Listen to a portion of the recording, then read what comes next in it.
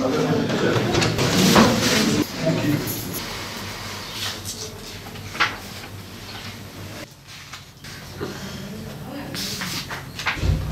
an bağımlılık sadece gençleri değil, 7'den 70'e herkesi etkileyen bir hastalık, ciddi bir halk sağlığı sorunu haline gelmiştir.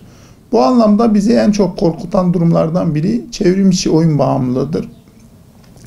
Hani 7'den 70'e dedik ya, maalesef internet oyun bağımlılığı ya da diğer deyişle ekran bağımlılığı ya da diğer deyişle telefon tablet bağımlılığı, teknoloji bağımlılığı gibi çeşitli isimlerle anılan bu bağımlılık türü şu an 7'den 70 değil, 2 yaşından 102 yaşına kadar herkesi etkilemektedir. Çok ciddi anlamda bu olay Türkiye ve dünya gündemini meşgul etmekte.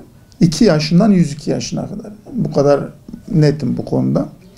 Geçirilen zaman, telefon, tablet ve artık her evde internet var biliyorsunuz. İnternetsiz ortam da yok. Ve çoğunlukla çevrim içi geçirilen zaman çocuklarımızı yorduğu gibi erişkinleri de yormakta. Erişkin psikiyatrisi olarak anne babalardan şu sözü çok duymaktayız. Hocam, çocuğumuz internet bağımlısı, ne yapmalıyız? Çocuğumuz telefon bağımlısı, ne yapmalıyız? Ama maalesef biz kendimiz de bağımlıyız, farkında değiliz çoğu zaman. Bu anlamda anne babalara seslenmek istiyorum.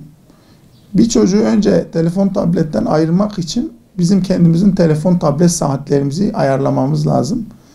Çocuğun yanında 2 saat, 3 saat, 5 saat telefon elimizde çocuğun yüzüne bakmadan zaman geçirdikten sonra 10 yaşındaki çocuğumuza elinden telefonu bırak demek çok inandırıcı gelmiyor.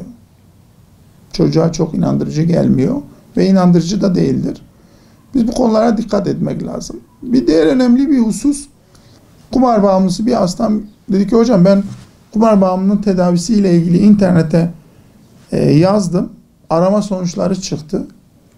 Ondan sonra işte tedavi nasıl olur diye bakarken sağda, solda, üstte, aşağıda bir sürü kumar bahis sitelerin reklamı çıktı. Bu tehlike büyükler için olduğu gibi çocuklarımız için de geçerli. Maalesef çocuklarımız çevrim içi, internete bağlı bir şekilde bir şeyleri araştırırken ya da çocuklarla ilgili bir çizgi film izlerken ya da ödeviyle ilgili bir şey incelerken sağında, solunda bazen cinsel içerikli, bazen kumar içerikli bir sürü reklam içeren siteler de önlerine çıkmakta. Bunlar da çok büyük bir tehlike oluşturmakta. Şu psikiyatride şöyle bir kural var. Bir bağımlılık ne kadar erken yaşta başlarsa o kadar beyin hasar görüyor. Bu sadece internet oyun bağımlılığı için değil. Esrar içinde, eroin içinde, kokain içinde, bütün bağımlılıklar içinde öyle. Ve bilim adamları yani şunu tespit edilmiş. İnternet oyun bağımlılığı neyse, beyinde ne yapıyorsa diğer maddeler, eroin, kokain vesaire maddeler de beyinde onu yapıyor. Ve bir maddeye bağımlı olmak, bir duruma bağımlı olmak başka bağımlılıkların da önünü açıyor. Çocuklarımızı bazı tehlikelerden korumak için önce bizim de o tehlikelere karşı uyanık olmamız lazım ve kendimizi muhafaza etmemiz lazım. Tabii ki 40 yaşındaki bir insanın telefonla geçirdiği sürenin beynini etkilemesiyle 10 yaşındaki bir çocuğun telefonla geçirdiği sürenin beynini etkilemesi farklıdır. 10 yaşındaki çocuğun beyni daha fazla zedelenmekte. Ama biz bunu ancak telefonu elimizden bırakarak çocuğumuza anlatabiliriz. Yoksa maalesef bu olay bu şekilde devam eder, gider kısır bir döngü halinde. 2 yaşından 102 yaşına kadar hepimizin geleceği kararır.